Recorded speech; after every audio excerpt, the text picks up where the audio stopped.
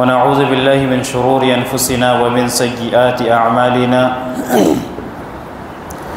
من يهده الله فلا مضل له ومن يضلله فلا هادي له وأشهد أن لا إله إلا الله وحده لا شريك له وأشهد أن محمدًا عبده ورسوله أما بعد فإن خير الحديث كتاب الله وخير الهدي هدي محمد صلى الله عليه وسلم وشر الأمور محدثاتها وكل محدثة بدعة وكل بدعة ضلالة وكل ضلالة في النار. أعوذ بالله من الشيطان الرجيم. بسم الله الرحمن الرحيم. تقریباً 1.5 مہینے کے وقفے کے بعد کتاب التوحید کے آج کے اس 23ویں درس میں ہم آپ کا استقبال کرتے ہیں. السلام علیکم ورحمۃ اللہ وبرکاتہ. ہم نے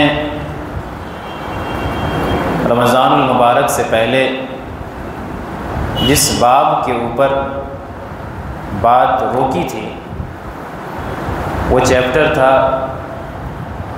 الذبح لغیر اللہ، کہ اللہ تبارک و تعالیٰ کے علاوہ کے لیے ذبح کرنے کا بیان اور اس کا کیا حکم ہے. یہ بہترین ایک سلسلہ چل رہا ہے کتاب التوحید کا، جس کے تعلق سے ہمیں اور آپ کو جاننا بہت ضروری ہے. اور اب تک ایسے کئی ابواب ہماری نظروں سے گزر چکے ہیں جس کو سن کر یا جس کو پڑھ کر ایسا معلوم ہوتا تھا کہ کیا یہ معاملات بھی توحید کے ضمن میں آ سکتے ہیں. اور یقیناً توحید ایک ایسی چیز ہے کہ جس کا جاننا ہر انسان کے لیے ضروری ہے. اگر ہم جانتے ہیں تو ہمیں اس کو دوبارہ یاد کرنا ضروری ہے. اس خوش فہمی میں مبتلا رہنا کہ چلو ان ابواب کو تو ہم جانتے ہی ہیں، ہمیں جاننے کی ضرورت نہیں ہے، تو یہ شیطانی ہتھ کنڈا ہے، شیطانی وسوسہ ہے، شیطانی بہانہ ہے. جو کبار علماء ہوتے ہیں، جو بڑے علماء ہوتے ہیں، وہ ان سوچوں میں غم نہیں ہوتے. ہم نے مدینہ منورہ کے اندر بہت سارے کبار علماء کو اپنے اساتذہ کے دروس میں بیٹھے ہوئے دیکھا، جیسے شیخ عبدالرزاق البدر حفظہ اللہ، جو شیخ عبدالمحسن العباد کے فرزند ہیں. انہیں ہم نے کئی مرتبہ مشائخ کے دروس میں بیٹھے ہوئے دیکھا. اور جب آپ ان کی کلپ سرچ کریں گے شیخ عبدالرزاق البدر کا تو معلوم چلے گا یہ بڑے علماء میں سے ہیں. اسی طریقے سے حرمین کے کئی سارے ائمہ جیسے شیخ احمد بن طالب حفظہ اللہ، ان لوگوں کو بھی بڑے مشائخ کے دروس میں بیٹھتے ہوئے دیکھا. اگرچہ ہمیں معلوم ہے کہ توحید کیا ہے، شرک کیا ہے، توحید کی جزئیات کیا ہے، لیکن ان چیزوں کو دوبارہ اپنے ذہن میں زندہ کرنا یہ بہت ضروری ہے. اور اس سے انسان نقصان کے گھاٹے میں تو نہیں رہتا. کسی مجلس میں بیٹھنے کا ایک فائدہ تو یہ ضرور ہوتا ہے کہ کم سے کم اس مجلس کی خیر و برکات ہمیں میسر آتی ہیں. اللہ کے نبی صلی اللہ علیہ وسلم نے ارشاد فرمایا کہ مجتمع قوم فی بیت من بیوت اللہ یتلون کتاب اللہ ویتدارسونہ الا نزلت علیہم السکینہ وغشیتہم الرحمہ وحفتہم الملائکہ، کہ کوئی بھی قوم جب اللہ کے گھروں میں سے کسی گھر میں بیٹھ کر کتاب اللہ کی تلاوت کرتی ہے، اس کا مدارسہ کرتی ہے، اس کا مذاکرہ کرتی ہے، تو اللہ تبارک و تعالیٰ کی رحمت ایسی قوم کے اوپر نازل ہوتی ہے. اللہ تبارک و تعالیٰ کی سکینت اس قوم پر نازل ہوتی ہے. فرشتے انہیں اپنے پروں سے گھیر لیتے ہیں اور اللہ تبارک و تعالیٰ اپنے پاس ایسے لوگوں کا تذکرہ کرتا ہے. تو بہرحال کسی مجلس میں بیٹھنا یہ نقصان کا باعث تو نہیں ہو سکتا. اب خصوصاً وہ مجالس جس میں اللہ تبارک و تعالیٰ کی توحید کی بیان ہو رہی ہو اور اللہ تبارک و تعالیٰ کے ساتھ شرک کرنے سے ڈرایا جا رہا. تو بات چل رہی تھی کہ اللہ کے علاوہ غیر اللہ کے لیے ذبح کرنے کے باب میں، اور اس باب میں ہم نے 2 آیتوں کو بیان کیا تھا۔ پہلی آیت قُلْ إِنَّ صَلَاتِي وَنُسُكِي وَمَحْيَايَ وَمَمَاتِي لِلَّهِ رَبِّ الْعَالَمِينَ لَا شَرِيكَ لَهُ وَبِذَلِكَ أُمِرْتُ وَأَنَا أَوَّلُ الْمُسْلِمِينَ۔ اس کی تفسیر ہو گئی تھی کہ اللہ کے نبی صلی اللہ علیہ وسلم سے کہا جا رہا ہے کہ آپ کہہ دیجئے کہ میری نماز، میری قربانی، میرا جینا، میرا مرنا تمام کے تمام اللہ تبارک و تعالیٰ کے لیے ہے، جس کا کوئی دوجا شریک نہیں، اور میں سب سے پہلا مسلمان ہوں۔ اور ہم نے بتایا تھا کہ ہر نبی اپنی امت کا سب سے پہلا فرما بردار ہوتا ہے، سب سے پہلا مسلمان ہوتا ہے، اسی کو دیکھا دیکھی امت جو ہے عمل کرتی ہے۔ تو وہی بات اللہ تبارک و تعالیٰ نے ارشاد فرمائی وَأَنَا أَوَّلُ الْمُسْلِمِينَ۔ اسی طریقے سے دوسری آیت جو میں نے بیان کیا تھا شیخ محمد ابن عبد الوہاب رحمہ اللہ کے حوالے سے، وہ یہ کہ اللہ تبارک و تعالیٰ نے ارشاد فرمایا فَصَلِّ لِرَبِّكَ وَانْحَرْ۔ سورہ کوثر کی یہ دوسری آیت ہے کہ آپ اپنے رب کے لیے نمازیں پڑھیے اور اسی کے لیے قربانی کیجیے۔ تو ان دونوں آیتوں سے معلوم یہ چلا کہ اللہ تبارک و تعالیٰ کے لیے ہی قربانی کرنی ہے۔ اب یہ قربانی غیر اللہ کے لیے بھی ہوتی ہے، ہمارے معاشرے کے اندر یہ بھی رائج ہے، اور اس کی بھی صورتیں ہیں مختلف اقسام کی، مختلف طرح کی اس کی صورتیں ہیں۔ اب یہ ضروری نہیں کہ ایک انسان اعلان کر کے ہاتھ میں چھری لے کے بسم اللہ کی جگہ کسی غیر اللہ کا نام لے کے ذبح کرے تبھی وہ غیر اللہ کے لیے ہو سکتا ہے۔ اس کے مختلف اقسام ہیں، اور اگر ان تمام قسموں کا ہم نے جان لیا تو معلوم یہ چلے گا کہ وہ تمام قسمیں جو ہے غیر اللہ کے ذبح کے ضمن میں آتی ہیں۔ 2 آیتیں بیان کی جا چکی، 2 حدیثیں اس باب کے اندر ہے۔ پہلی حدیث حضرت علی رضی اللہ تعالیٰ عنہ کی، امام مسلم رحمہ اللہ نے اسے اپنی صحیح کے اندر نقل کیا ہے کہ قال حدثنی رسول اللہ صلی اللہ علیہ وسلم بأربع کلمات، کہ اللہ کے نبی صلی اللہ علیہ وسلم نے مجھے 4 کلمات کی وصیت کی، 4 کلمات کی۔ اس حدیث کو امام احمد ابن حنبل رحمہ اللہ نے بھی اپنی مسند کے اندر نقل کیا ہے۔ اس حدیث کے پیچھے ایک واقعہ ہے، مختصر سا واقعہ۔ اس واقعہ یہ ہے کہ امام احمد ابن حنبل کے مختلف اسناد سے اس حدیث کو بیان کرنے کے بعد کہتے ہیں کہ ایک شخص ہیں ابو الطفیل، جن کا نام عامر ابن واصلہ تھا، انہوں نے علی رضی اللہ تعالیٰ عنہ سے سوال کیا، یا ان کی موجودگی میں علی رضی اللہ تعالیٰ عنہ سے سوال کیا گیا کہ کیا اللہ کے نبی صلی اللہ علیہ وسلم نے آخری وقت میں آپ کو کوئی باتیں بتائی تھیں، جیسا کہ شیعوں کا عقیدہ ہے۔ وہ کہتے ہیں کہ اللہ کے نبی صلی اللہ علیہ وسلم نے آخری وقت میں خلافت کی کچھ باتیں حضرت علی رضی اللہ تعالی عنہ کو بتائی تھیں کہ خلیفہ تم ہی بنو گے، اس طرح کی باتیں۔ تو علی رضی اللہ تعالیٰ عنہ غصہ ہو گئے اور کہا کہ اللہ کے نبی صلی اللہ علیہ وسلم نے اس طرح کی کوئی باتیں مجھے نہیں فرمائی۔ اور حضرت عائشہ صدیقہ رضی اللہ تعالیٰ عنہ کے بعد جب یہ واقعہ پہنچا تو انہوں نے کہا کہ یہ کیسے ہو سکتا ہے، اللہ کے نبی صلی اللہ علیہ وسلم کے آخری ایام تو میرے گھر میں گزرے، آپ صلی اللہ علیہ وسلم میرے حجرے میں تشریف فرما آتے ہیں، اور جب آپ صلی اللہ علیہ وسلم کی وفات ہوئی تو آپ صلی اللہ علیہ وسلم کا سر میری گود اور میرے سینے کے درمیان تھا۔ تو اللہ کے نبی صلی اللہ علیہ وسلم اگر کوئی بات بتاتے تو وہ ہمارے علم میں ضرور آتا، وہ باتیں نہیں آتی، کم سے کم یہ واقعہ تو ضرور آتا ہے کہ اللہ کے نبی نے علی کو اپنے زبان کے پاس بلایا، ان کے کان کو قریب کیا اور کچھ ارشاد فرمائی، ایسا تو کوئی معاملہ نہیں ہے۔ تو علی رضی اللہ تعالیٰ عنہ غصہ ہو گئے۔ یہ علی ابن ابی طالب رضی اللہ تعالیٰ عنہ اللہ کے نبی صلی اللہ علیہ وسلم کے چچیرے بھائی، بچوں میں سب سے پہلے اسلام لانے والے، اللہ کے نبی صلی اللہ علیہ وسلم کے سب سے پیاری صاحبزادی کے خاوند، اللہ کے نبی صلی اللہ علیہ وسلم کے داماد، اللہ کے نبی صلی اللہ علیہ وسلم کے چوتھے خلیفہ، جن کے بارے میں اللہ کے نبی صلی اللہ علیہ وسلم نے اس دنیا کے اندر ہی جنت کی بشارت سنا دی۔ ان کی وفات سن 40 ہجری میں رمضان مبارک کے مہینے میں ابن ملجم خارجی کے ہاتھوں ہوئی۔ جب یہ فجر کی نماز کے لیے لوگوں کو اٹھا رہے تھے تو اس نے علی ابن ابی طالب رضی اللہ تعالیٰ عنہ کو قتل کر دیا۔ اللہ تبارک و تعالیٰ انہیں شہادت کا درجہ عطا فرمائے۔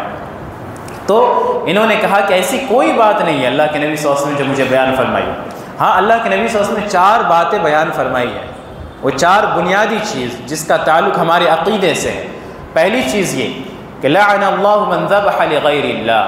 کہ اللہ تبارک و تعالیٰ کی لعنت ہو ایسے شخص پر جو اللہ کے علاوہ غیر اللہ کے لیے ذبح کرتا ہے، غیر اللہ کے لیے قربانی کرتا ہے۔ لعنت کہتے ہیں الطرد والابعاد،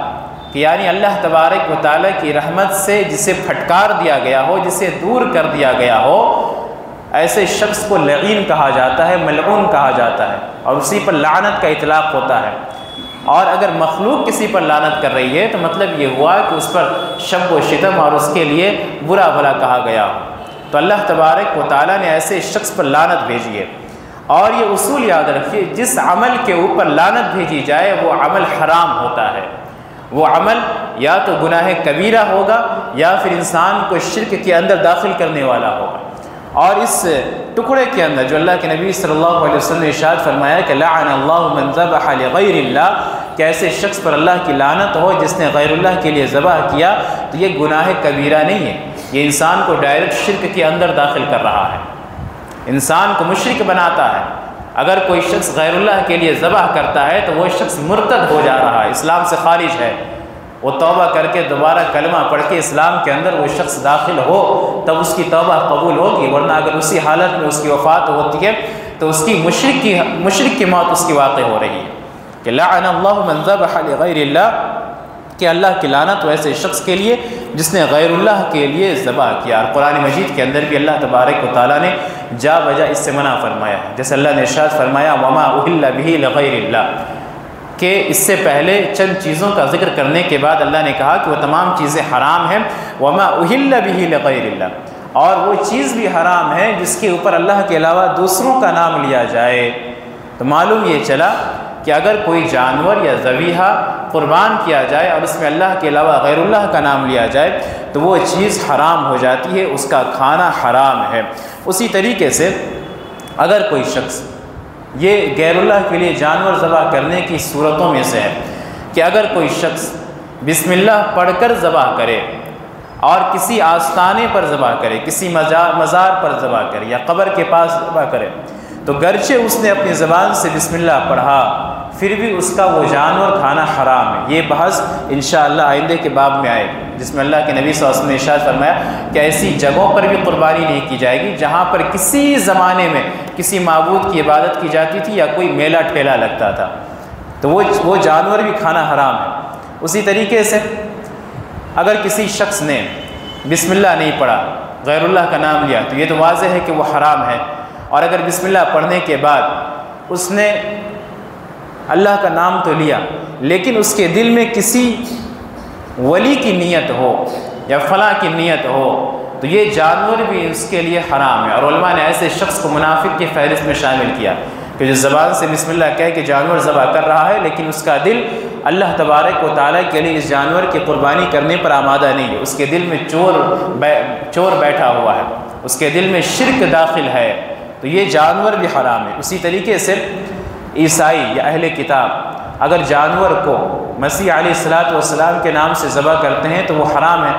لیکن اگر وہ اللہ کے نام سے ذبح کرتے ہیں تو اس کو ہم تناول کر سکتے ہیں، اسے ہم کھا سکتے ہیں۔ لیکن اہل کتاب کے علاوہ دوسرے مشرکین اگر جانور ذبح کرتے ہیں تو وہ جانور ہمارے لیے حرام ہو جائے گی اگر اس نے اللہ تبارک و تعالیٰ کے علاوہ غیروں کا نام لیا، غیروں کے نام سے اس جانور کو ذبح کیا۔ اسی طریقے سے یہ ذبح کی اقسام جو زمانہ جاہلیت میں پائی جاتی تھی وہ یہ ہوتی تھی، اور یہ چیز آج کے زمانے میں بھی رائج ہے، کہ انسان کو کوئی مصیبت پہنچتی ہے یا کوئی تکلیف پہنچتی ہے، وہ جاتا ہے کسی عامل کے پاس، وہ عامل کہتا ہے کہ آپ کی یہ پریشانی ختم ہو سکتی ہے، آپ فلاں جانور، فلاں قسم کی، فلاں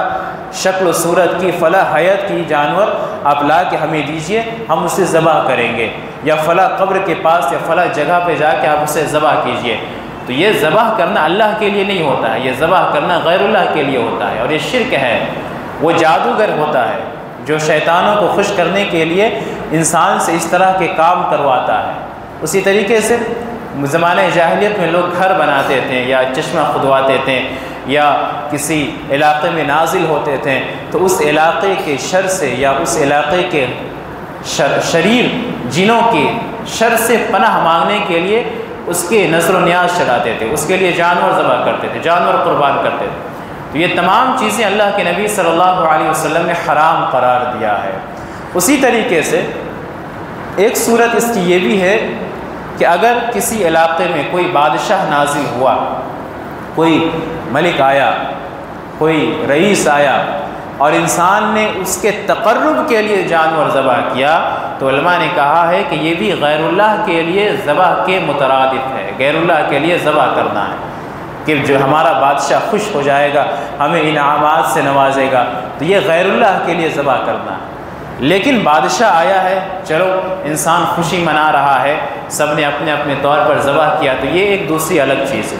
جس کا فرق ہماری نیت کے مطابق ہوتا ہے، اس کی بھی بحث آئے گی دوسری حدیث میں انشاءاللہ۔ تو معلوم یہ چلا کہ من ذبح لغیر اللہ فقد اشرک، کہ جس نے اللہ کے لیے ذبح کیا اس نے شرک کیا، اور اللہ کے نبی صلی اللہ علیہ وسلم کی اس حدیث کے روح سے کہ لعن اللہ من ذبح لغیر اللہ، کہ اس پر اللہ تبارک و تعالیٰ کی لعنت ہو جس نے اللہ کے علاوہ غیر اللہ کے لیے ذبح کیا۔ اسی طریقے سے جو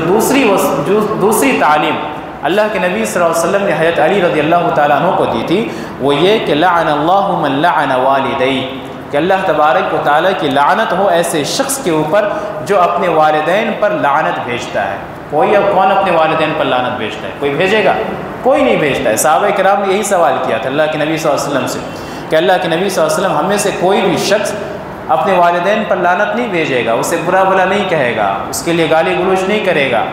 تو اللہ کے نبی صلی اللہ علیہ وسلم نے اس کی بھی وضاحت فرما دی، لیکن کچھ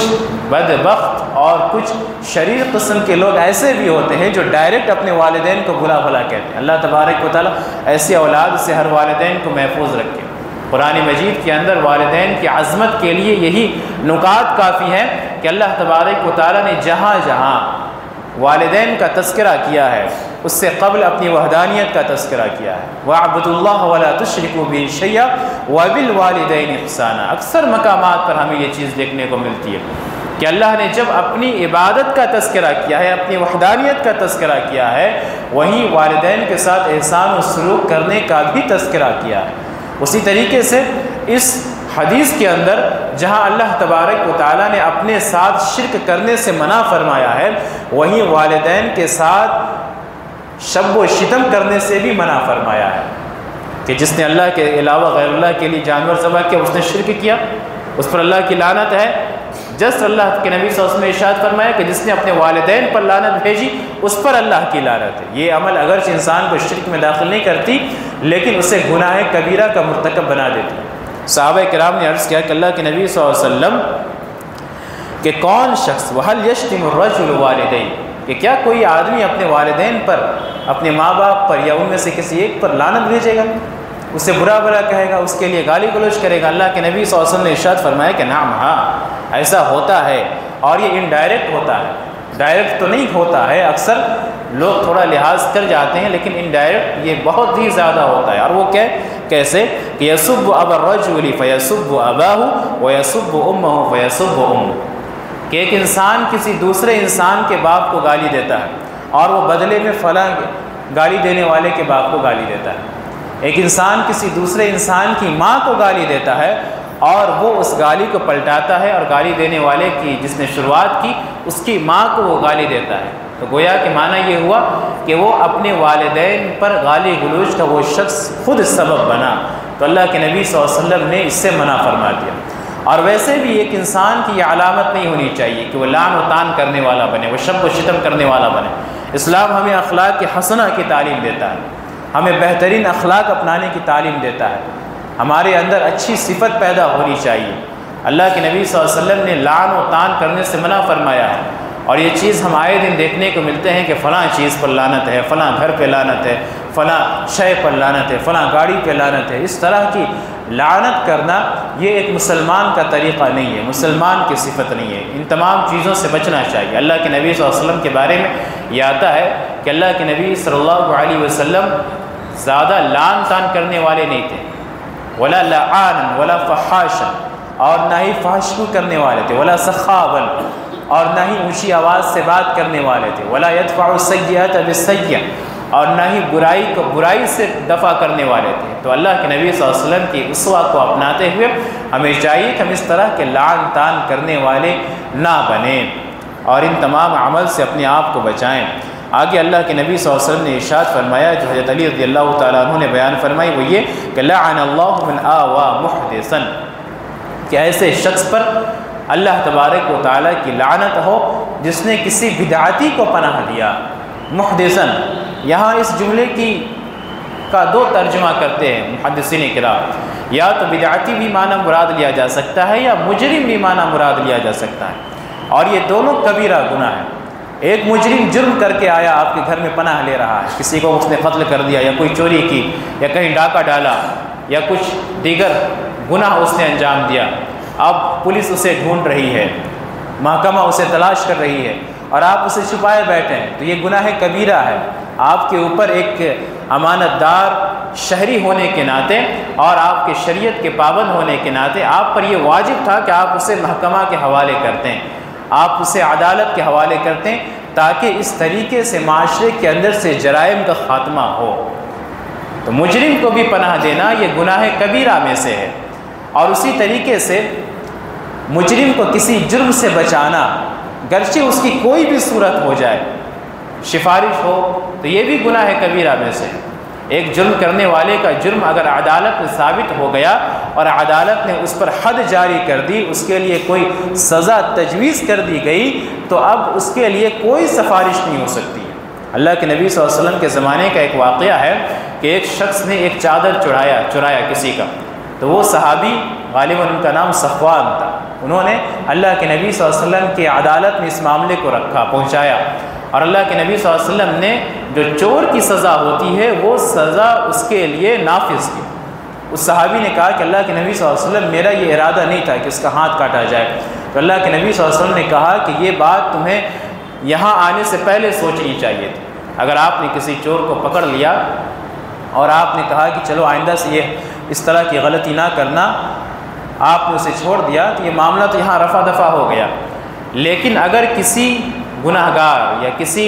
مجرم کا جرم عدالت کے اندر ثابت ہو گیا اور وہ محکمہ شریعہ کے اندر ثابت ہو گیا، اب وہاں پہ آپ کے لیے سفارش کا تمام دروازہ بند ہو جاتا ہے۔ اگر آپ سفارش کرتے ہیں، کسی اونچے شخص کی سفارش لگواتے ہیں، سورس لگواتے ہیں اور اس کی سزا معاف کرواتے ہیں، تو گویا کہ آپ نے کسی مجرم کو پناہ دی، اور یہ گناہ کبیرہ میں سے۔ اسی طریقے سے بدعتی کا بھی یہی حکم ہے، اور امام ابن قیم رحمہ اللہ کہتے ہیں کہ مجرم سے زیادہ بڑا گناہ گار تو بدعتی ہے۔ مجرم تو بس انسان کی مال و دولت کو تباہ کرتا ہے، لیکن یہ بدعتی اگر ہم اسے پناہ دیں گے تو گویا کہ ہم نے اس کے بدعات کو پھیلانے میں ہم اس کا سہارا بنے، ہم نے سپورٹ کیا اس کو بدعات کو پھیلانے میں، تو یہ بدعتی ہمارے عمل کو تباہ و برباد کر دے گا، ہمیں سنتوں سے دور کر دے گا، سنتوں سے ہمارے خلاف ہمارے دلوں میں نفرت دلوا دے گا اور ہمیں بدعت سے محبت کرنے والا بنا دے گا۔ تو اگر کسی نے بدعتی کو بھی پناہ دیا، اگر معاشرے میں کوئی بدعت کی جا رہی ہو اور اس بدعت پر وہ رضامند ہو گیا، وہ راضی ہو گیا، تو گویا کہ وہ شخص گناہ کبیرہ کا مرتکب ہے۔ تو اللہ کے نبی صلی اللہ علیہ وسلم نے ارشاد فرمایا کہ جس نے کسی بدعتی کو پناہ دی یا کسی مجرم کو پناہ دیا تو اللہ تبارک و تعالیٰ کی لعنت ہو ایسے شخص پر۔ یہ تین باتیں ہو گئی، تین جملے ہو گئے۔ چوتھا اور آخری جملہ جو اللہ کے نبی صلی اللہ علیہ وسلم نے حضرت علی رضی اللہ تعالیٰ عنہ کو بیان فرمائی تھی، وہ یہ کہ لعن اللہ من غیر منار الارض، کہ ایسے شخص پر اللہ کی لعنت ہو جو زمین کے نشانات کو مٹاتا ہے۔ زمین کے نشانات کو مٹانے کی یہاں تین توجہ بیان کی گئی ہے، علماء کرام نے تین توجہ بیان کیا۔ ایک یہ کہ آپ کی زمین ہے، آپ کے بغل میں آپ کے پڑوسی کے زمین ہے، اور اکثر پڑوسی کے ساتھ جو معاملہ خراب ہوتا ہے وہ زمین کے معاملے کو ہی لے کر ہوتا ہے، اور یہ اکثر ہمارے عدالتوں کے اندر یہ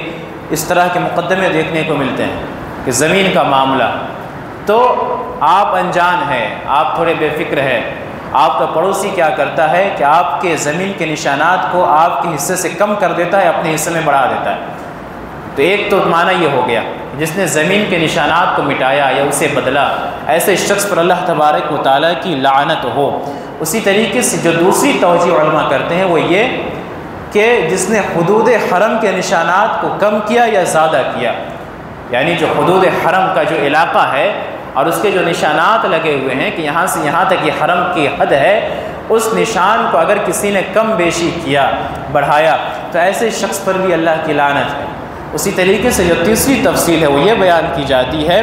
کہ جس نے راستے کے معالم کو مٹایا یا اسے بدل دیا۔ آپ راستے میں جاتے ہیں، ہائی وے پہ جائیے تو آپ کو بڑا بڑا بورڈ دیکھنے کو ملے گا جس میں پتہ چلتا ہے کہ کولکاتہ کس سمت جانا ہے، پھر آپ کو بہار جانا ہے تو کس سمت ہو کر جانا ہے، کسی دوسرے اسٹیٹ میں جانا ہے تو کس سمت ہو کے جانا ہے، اور کولکاتہ یا کوئی دوسرا علاقہ اس جگہ سے کتنے کلومیٹر کی دوری پر ہے، آپ صحیح راستے پر گاڑی چلا بھی رہے ہیں کہ نہیں چلا رہے ہیں۔ تو جس نے اس معالم کو مٹایا اور اسے بدل دیا، کولکاتہ جانے والے راستے کے بورڈ ہٹا کر وہاں پر بہار جانے والا راستہ کا بورڈ لگا دیا، تو گویا کہ ایسا شخص گناہ کبیرہ کا مرتکب ہے اور اس پر اللہ تبارک و تعالیٰ کی لعنت ہے۔ یہ 3 توجہ بیان کی جاتی ہے، لیکن بہترین تفصیل یہ ہے کہ جس نے زمین کے نشانات کو مٹایا، یعنی زبردستی ناحق اس نے کسی کے زمین کا حصہ کھایا۔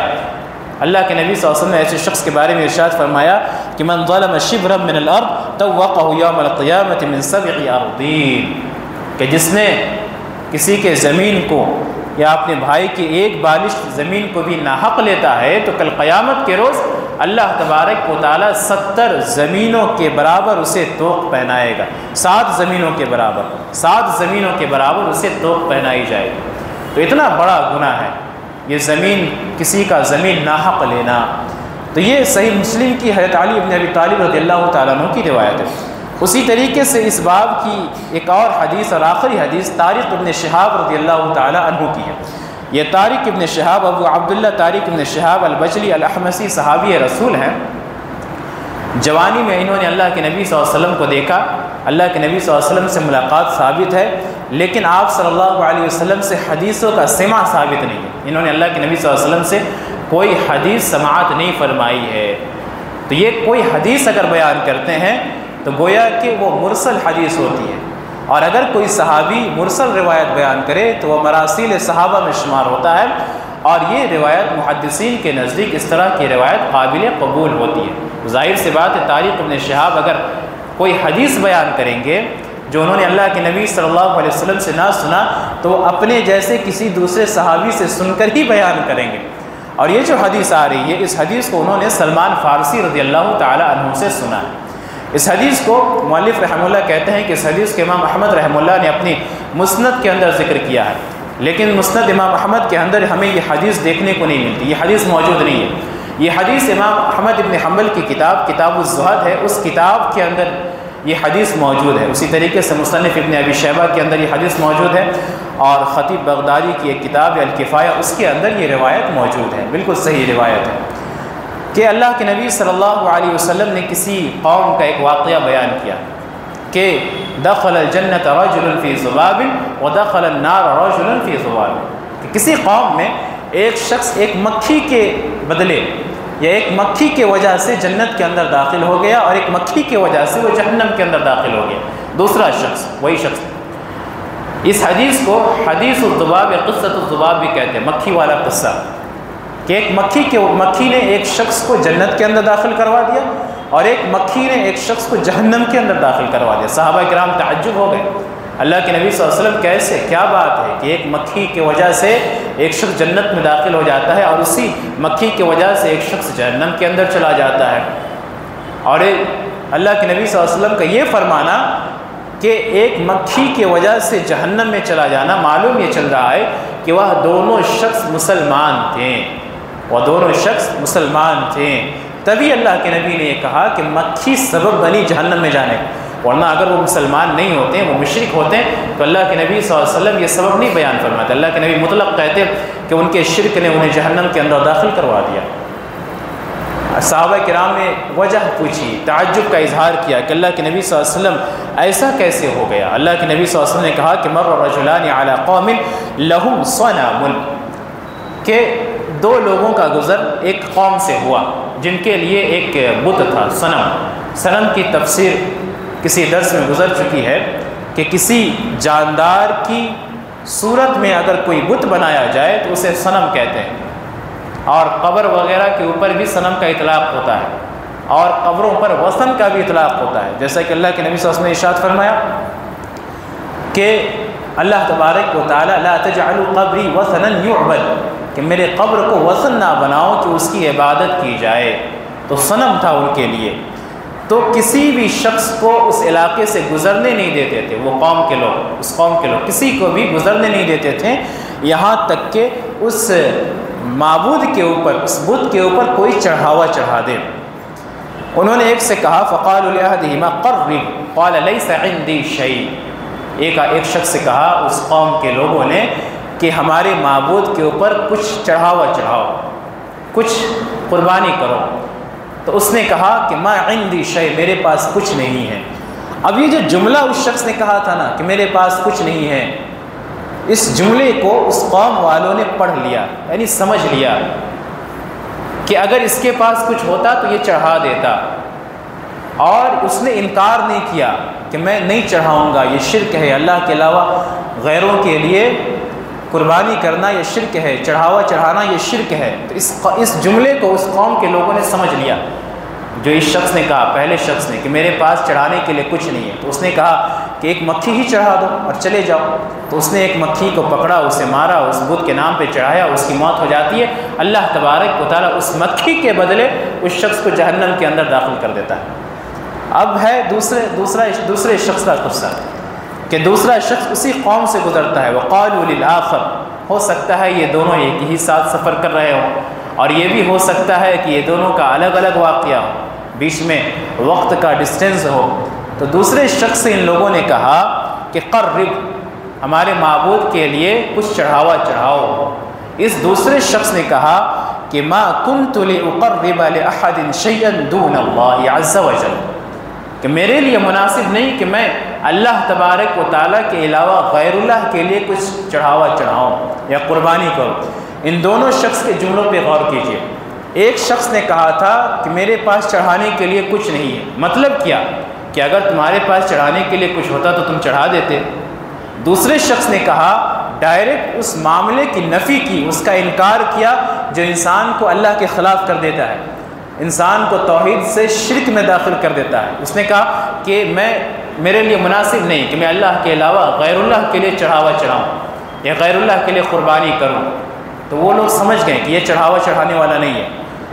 اگر اسے مکھی بھی کہا جائے چڑھانے کے لیے تو یہ مکھی بھی نہیں چڑھائے گا۔ تو انہوں نے فضرب عنقہ، اس کی گردن مار دی، اسے قتل کر دیا۔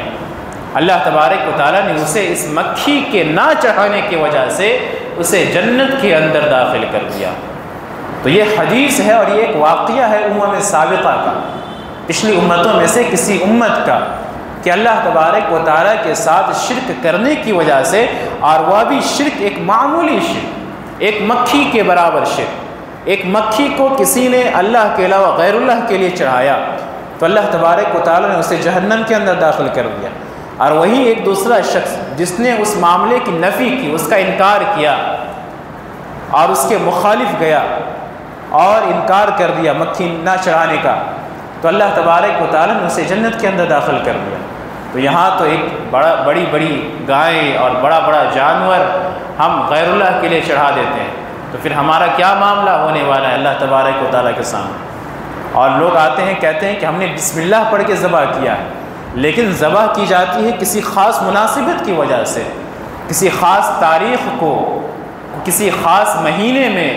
تو یہ کسی خاص تاریخ میں، کسی خاص مہینے میں ذبح کرنا، یہ اس بات کی علامت ہے کہ ہم نے گرچہ زبان سے بسم اللہ کہا ہے، لیکن ہمارے دل میں یہ نیت ہے کہ یہ جانور فلاں ولی کے لیے ہے، فلاں بزرگ کے لیے ہے جو ہم ذبح کر رہے ہیں۔ یہ تو بالکل منافقانہ رویہ ہے کہ زبان سے ہم بسم اللہ کہہ رہے ہیں اور ہمارا دل کسی اور بات کی گواہی دے رہا ہے۔ اب اگر کوئی کہے کہ بس ہمیں تو کھانا ہے ذبح کر کے، تو کھانے کے لیے اللہ تبارک و تعالیٰ نے اور بھی کئی سارے دن بنائے ہیں۔ اگر ہم اللہ کے لیے جانور ذبح کر کے گرچہ اسے ہم کھاتے ہی ہیں تو یہ بہت اچھی عبادت ہے کہ ہم اسے کھانے کے لیے اللہ کا نام لے کر ہم اسے ذبح کر رہے ہیں، لوگوں کو بانٹ رہے ہیں، کھا رہے ہیں، کھلا رہے ہیں۔ لیکن کسی خاص مناسبت میں ذبح کرنا، جس میں کسی بزرگ کی پیدائش ہوئی ہوتی ہے یا کسی بزرگ کی وفات ہوئی ہوتی ہے، اور اس دن کو، اس تاریخ کو، کسی وقت کو مخصوص کر کے ہم مرغا لا کر ذبح کرتے ہیں یا کچھ اور دوسرا جانور لا کر ذبح کرتے ہیں، اور ذبح کرتے وقت یہ بھی منافقانہ رویہ ہے کہ ہم اس زبان سے بسم اللہ تو کہہ رہے ہیں لیکن ہمارا دل کسی اور بات کی گواہی دے رہا ہے۔ تو یہ تمام چیزیں اللہ تبارک و تعالیٰ کے ساتھ شرک ہے۔ تو بہرحال اس باب کا اور آج کے درس کا، آج کی مجلس کا خلاصہ یہ ہے کہ قربانی کرنا یہ اللہ تبارک و تعالیٰ کی عبادت ہے، اور یہ اللہ تبارک و تعالیٰ کے لیے ہی خاص ہے۔ اگر ہم نے اللہ کے علاوہ غیر اللہ کے لیے قربانی کی، یہاں تک کہ اگر اللہ کے نبی صلی اللہ علیہ وسلم کے لیے بھی ہم نے قربانی کی، مقصد اللہ کے نبی صلی اللہ علیہ وسلم اللہ کے نبی سے ثواب اور اجر کا ملنا، تو یہ چیز بھی گویا کہ ہم نے اللہ تبارک و تعالیٰ کے ساتھ شرک کیا۔ اللہ تبارک و تعالیٰ سے دعا ہے کہ اللہ تبارک و تعالیٰ ہمیں ہر طرح کے شرک سے محفوظ رکھے، ہمیں توحید کے اوپر مستحکم اور متیقن رکھے۔ آمین۔ وآخر دعوانا الحمد للہ رب العالمین۔ السلام علیکم ورحمۃ اللہ وبرکاتہ۔